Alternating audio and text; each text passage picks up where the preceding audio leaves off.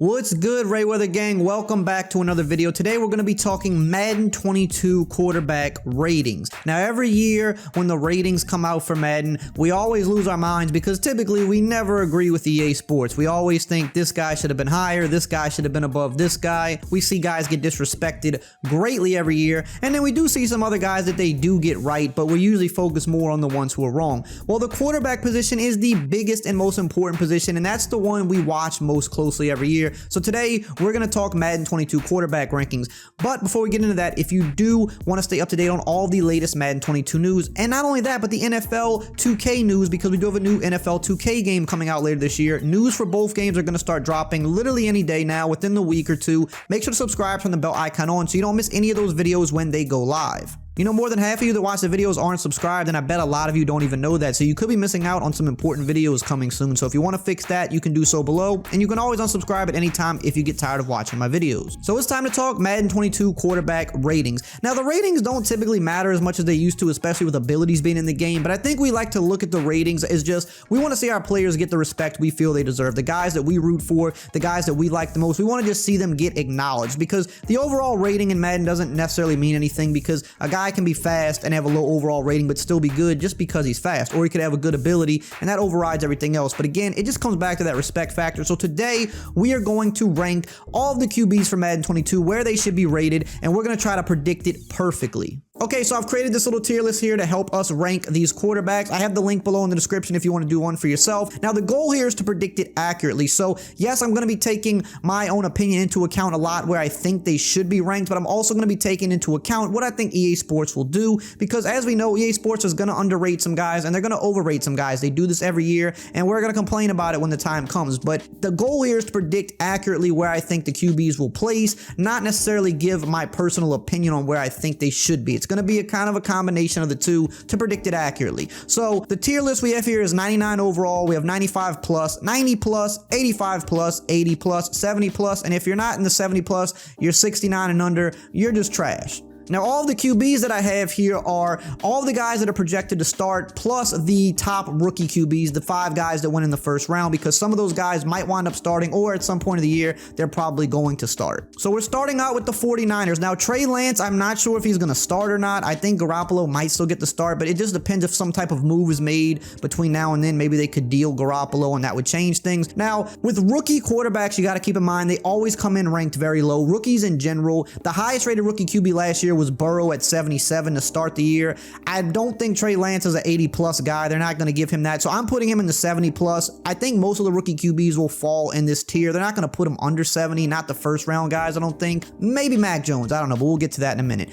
Jimmy Garoppolo, I think, is going to be in the 70 plus range as well. And this is why I think Trey Lance will wind up starting, because they're at worst case got to be about the same caliber of QB. That's why they drafted a QB so high. They clearly are not all in on Garoppolo anymore. Garoppolo ended last year in the high to mid 70s, so I think he'll still stay in the 70 plus range, but he's definitely not going to be 80 plus. Another thing to take into account with this list is pay attention to the last roster update of last year. It's going to give you a decent idea of where these QBs are going to place. Yes, they're going to make some big moves here or there. They're going to drop some guys a lot and up some guys a lot, but I think the overall majority are going to kind of be very close to where they ended last year, so I'm using that as well to determine where I rank these guys. Now, Andy Dalton might get the start. I'm not really sure. As of right now, I think he might be the starter, but I think Justin Fields will get to that job very quickly. But I'm putting Andy Dalton in the trash. I don't think he's going to come in rated above a 70, because I believe at the end of last year, he's in the very low 70s, like 72 overall, around that range.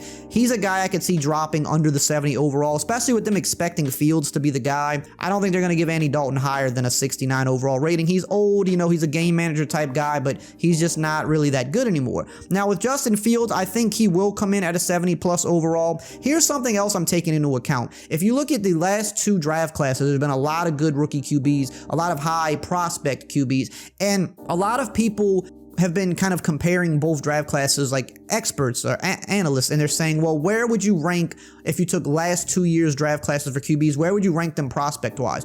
And a lot of people have Joe Burrow kind of like in that middle. A lot of people said that, you know, they would favor guys like Fields, Trevor Lawrence, and Zach Wilson above Joe Burrow. Like Joe Burrow typically comes in at like that 4th or 5th spot, and he was the #1 guy taken last year. So I say that to say, if Burrow came in at a 77, I would expect some of these young top guys that a lot of people think are better prospects than Burrow to be in that 70+ range as well, because it kind of just makes sense if you think of it in that way. And here we get to Joe Burrow, which I think will still be in the 70+. He started the year 77. He ended the year 77. He got hurt, obviously. Looked pretty good before he got hurt, so there's no reason he would have like a big drop off, but there's also no reason he would go up to an 80+ either. Now Josh Allen is one of the guys. This is the first guy we're getting to that I think sees a significant bump. Now, they make these adjustments all year long, but I've noticed at the end of the year, there's certain guys that they don't bump up or drop down too drastically because they kind of want you to wait till the next game. They want you to be hyped like, oh, Josh Allen finally got the love he deserved.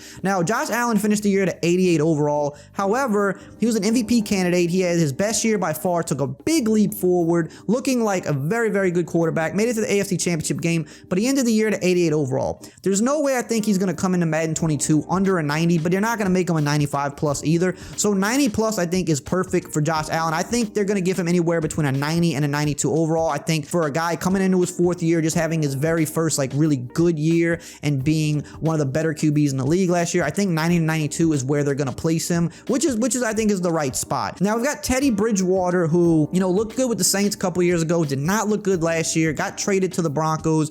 I think he still stays in the 70+ range, but barely. He'll probably be in the low 70s. I believe he ended the year at around a 77-ish. So I don't think he's going to drop out of the 70s, but he'll probably be like 73 to 75 overall. Drew Lock, however, I do think is going to dip under that 70 overall because he ended the year at 70. And I think when they relook at things, because they definitely want to tweak and move people around for the new game, I think he's going to be one of those guys that winds up coming in at a 68 or 69 because he ended the year at a 70 and he didn't really have a good year. He didn't look good. And that's why there's so much talk about the Broncos, you know, possibly wanting to get Aaron Rodgers, or why they brought in Teddy Bridgewater. Teddy Bridgewater ain't too great himself, but, you know, think of like why they would go out and get him. What does that say about Drew Lock? So I think that's where that's going to be. Baker Mayfield, I think this is a tricky one because he finished the year at 84 overall. He got that playoff win. He looked pretty good last year, but Baker Mayfield seems like a guy that EA does not give a lot of love to. He could easily be in either of these categories. I'm going to put him in 85+. I'm going to say EA gives him a little bit of respect and they might just bring him in at 85. I think that would be fair. He ended the year at 84. I think if they look at the year he had, you know, got better down the stretch, was good in the playoff game,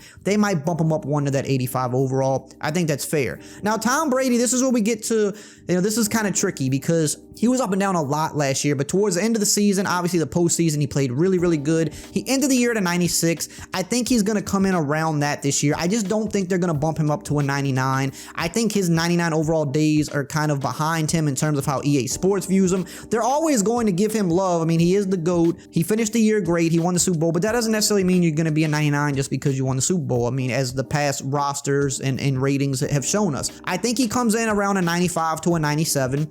Which is about where he ended last year. That's kind of like the peak of where he was at last year. I just don't think they're going to bump him up 3 overall points. It could happen, but I just don't think they will. Kyler Murray is another interesting one. A guy that they bring him up really slowly. And he was in like the high 70s for most of the year. He finally got above the 80s to end the year at an 82. I'm going to say they keep him at the 80+ range. I think he comes in between an 80 and an 83. But I definitely don't think they're bumping him 85+ yet, because if I just pay attention to how they've treated him so far, they seem very skeptical about bumping him up too much. Even when he was going on decent runs, they were like bringing him up, you know, 1 overall point every few weeks. So I think this is going to be where he comes in. But I think he could easily get to that 85+ if he takes that next step this year, which I do think there's a good chance that he does. Now, Justin Herbert is another interesting one. He started the year very low, like low 70s, maybe even high 60s. He ended the year at a 78, only 1 overall above Joe Burrow, who didn't even play for most of the year. So it's interesting. Do they keep him around that 78, 79, or do they bump him up to an 80? Because I don't think think they will give him higher than an 80. I just don't think they will. Will they give him the 80 overall after having the best rookie season for a QB of all time? I'm going to say that they will. I'm going to say he gets an 80 overall, but I wouldn't be surprised if he came in at like a 79. It's going to be, he's one of the trickier ones, but I'm going to say because of that great season, they'll just give him that little bit of a nod, and they're going to give him an 80 overall. Patrick Mahomes, this is another tricky one. Is he going to stay 99 overall, or are they going to drop him down? Now, I know people are going to say, man, what an awful Super Bowl, but it wasn't his fault. I mean, he actually played really good. I think the Super Bowl proved just how good he was because he was making some of the craziest passes we've seen, having to run 20 yards behind the line of scrimmage. His offensive line was, I've never seen anything like it. I've never seen something this bad in a big game from an offensive line. Obviously, they had some injuries which hurt, but he was still making some of these ridiculous pinpoint accurate throws on the run, off his back leg, getting hit. I mean, just putting it into tight coverage. His receivers were dropping passes. His offensive line was selling him out. I still think he's going to come in at a 99. I think he's still the best, most talented QB in the league, and I think EA is going to want to have a 99 overall QB. They make a big deal out of the 99 overall club, and the QB is the most important position. So if there's even a chance to have a 99 overall QB, they're going to do it. I think Mahomes will hold on to it, but if he dropped down to like a 98 or 97, would I be surprised? I wouldn't be, but I think they're going to still give him that because he's clearly still the most talented QB in the league because of his youth, right? Tom Brady's still amazing as well, but when you factor in the fact that Tom Brady is still past his prime and Mahomes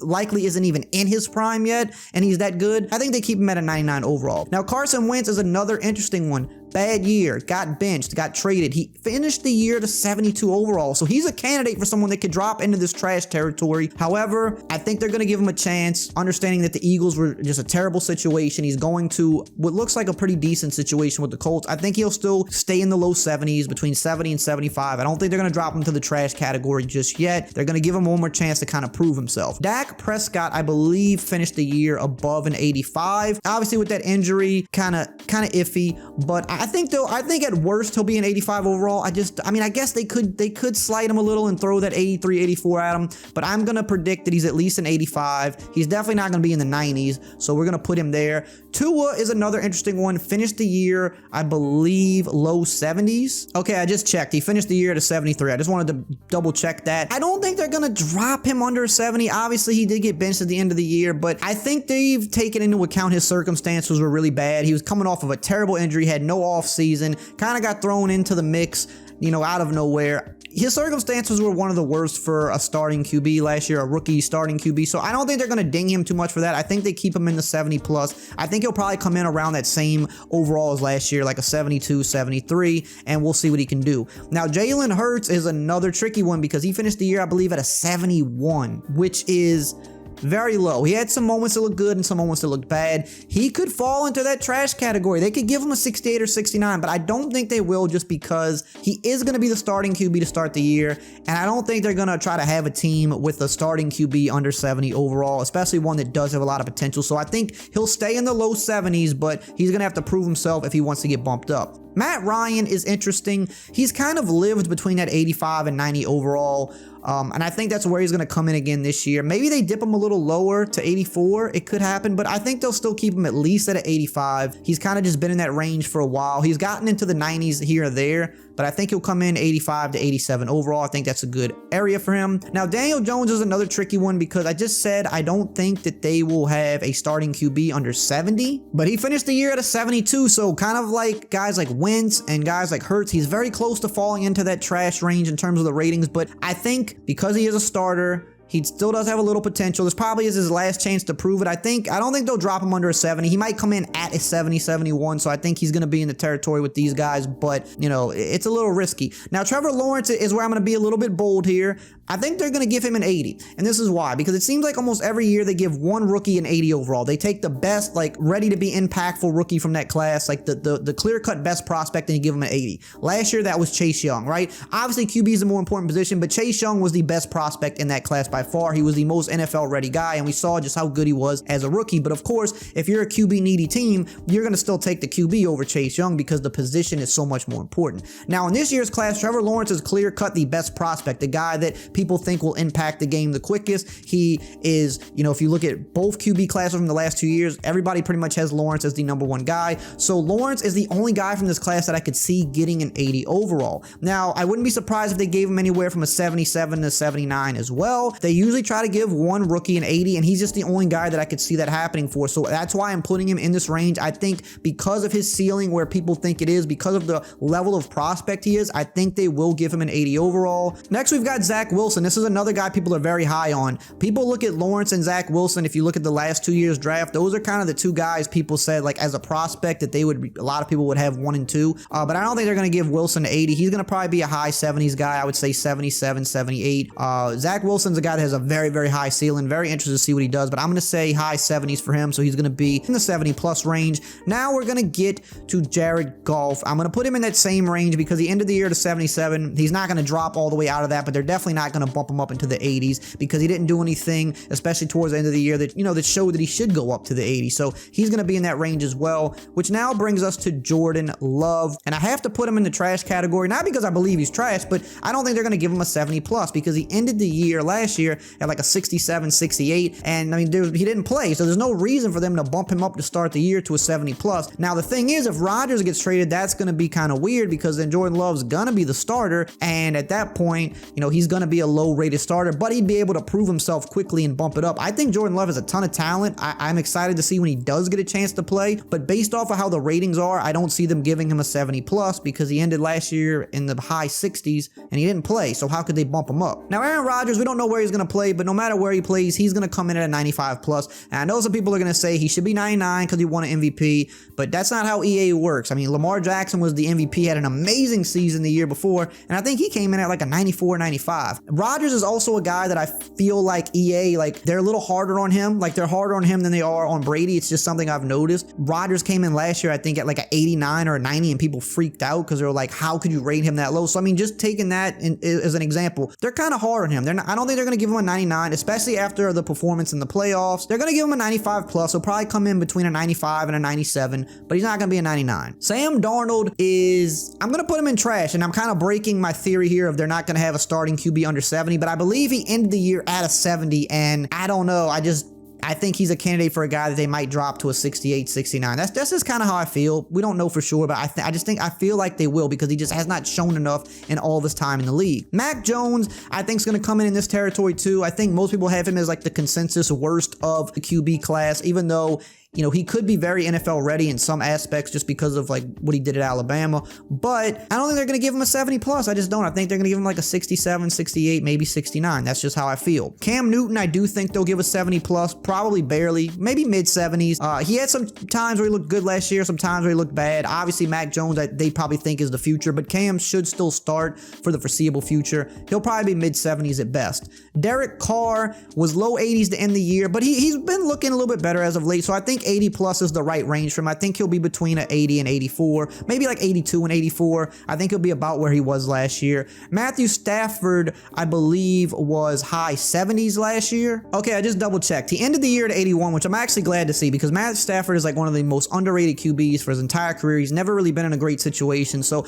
glad to see that he finished the year at 81. I think he'll come in around that same range between an 80 and 82 in a much better situation now, and I think could make the Rams a serious threat to win it all. So I'm saying 80 to 82. We're going to put him in that category. Lamar Jackson is interesting. He kind of had some ups and downs in the year. I think he's going to come in at a 90 plus still because he's just way too good, but they're not going to give him a 95 plus. I believe he ended the year maybe around a 93, 94. So he's going to be in that same range, probably around the same area as Josh Allen. Definitely a talented guy, but he's not going to be a 95 plus. I mean, he wasn't even a 95 plus after winning the MVP. So that just should, say everything right there about how EA rates him. He'll come in at a 90 plus, definitely not 95. Jameis Winston, now probably going to be the starter for the Saints. I'm going to put him at 70 plus because he ended the year at the high 70s. Didn't really get to play much last year. So there's no reason they're going to bump up to the 80s just yet. I think a 77, 78 makes sense. I don't have Taysom Taysom Hill in here. I did forget to put Taysom Hill because there is still a chance he could be a starter as well. If I was ranking Taysom Hill, he'd be in the trash in the high 60s. That's where he ended the year at. As a QB, that's about where he's at. So he's not here, but that's where I would rank him. Russell Wilson,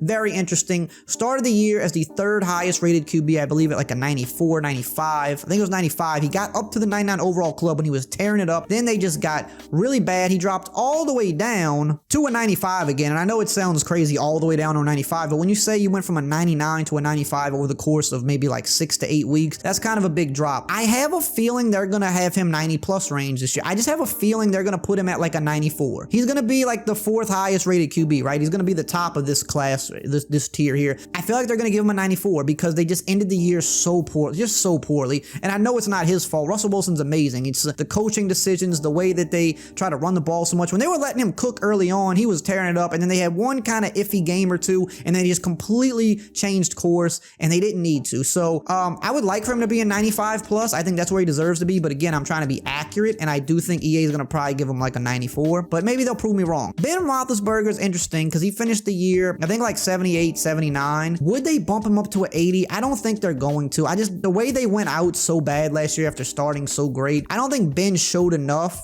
to where they're going to bump him up to an 80. I just don't think they're going to do it. Deshaun Watson is extremely interesting because he finished the year, I believe, at a 90 overall, which was honestly low. He should have been bumped up more. He was phenomenal last year. I don't think they're going to give him a 95 plus. In fact, I know they're not. He's another one of those guys that they're very harsh on. They don't bring him up right away. So 90 plus is where I think he would be ranked, but I'm actually very curious because of what he's going through right now, the scandal, if he's even going to play or not. EA typically does. They dock players when they're going through these types of things. Like, for one, they won't give them X factors and superstar abilities when they're in the news or suspended for like some big stuff because they can't really further promote these players. The NFL won't allow them. So I think there's a chance that he drops under a 90 just because of this, which is nothing to do with his skill. But again, I'm trying to be accurate here. I think they're going to drop him under a 90 because of that, but I can't put him under a 90. I can't do it because it just feels too weird. So I'm going to put him in 90 plus. He finished the year at a 90. He should be higher. I think he would ideally come in at like a 92 to 94. But like I said, because of that scandal he's going through, sometimes EA docks players for that. Ryan Tannehill,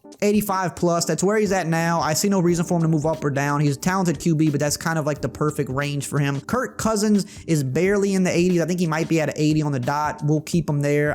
He could drop to a 79, but I think it's fair. He's been a good QB. He's been solid. Keep him at an 80. And then Fitzpatrick will be 70 plus. I think he's high 70s right now, just continuing to get jobs in different places, kind of hanging around the league. But he's a serviceable QB. He can get you wins. I think he'll be mid to high 70s. And that's where I think the QBs rate out this year. That's my rankings. You can do your own below. The link is in the description. Let me know how you feel about this list. Do you think it's accurate? Would you change some things around? Check out some of the other videos here on the screen. Remember to subscribe if you're new, and I will see you guys next time.